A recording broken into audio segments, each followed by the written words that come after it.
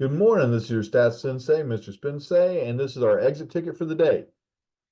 Using scenario 3, handling affairs, to answer the question below, how many samples are there, list the variables and the levels of each? Well, because it's a test of independent, it should be one sample, but let's go ahead and read our scenario.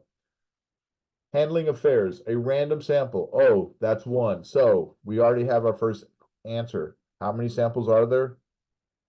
One sample of, in this case, they said 200. So N was 200. So we have one sample. List the variables and the levels of each. All right. So when I just look at it, I go, you know what? I have response category and I have gender. So let's read it.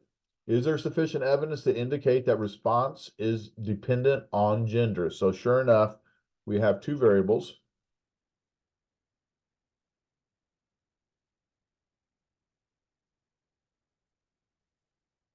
All right. In our response category,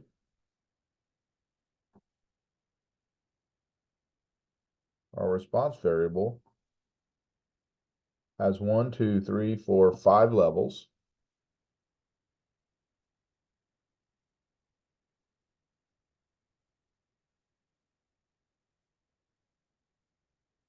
I'm going to write SD for strongly disagree. I guess I can't. So strong disagree.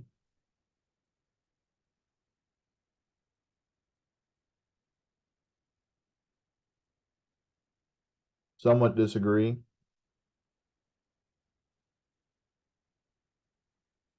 Somewhat dis. I'm going to call this neutral.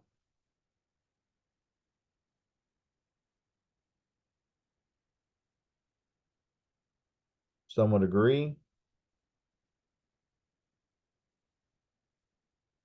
Somewhat A. And strongly A.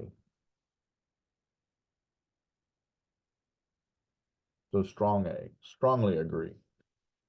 All right. I have one other variable. That other variable is gender.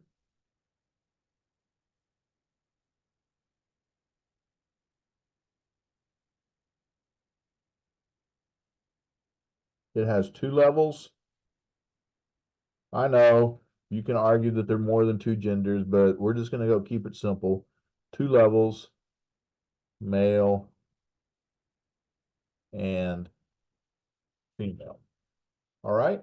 So in this case, we have 1, 2, 3, excuse me, 1, 2, 3, 4, 5. There's my my 5 levels for response variable for gender, 2 levels, 1 and 2.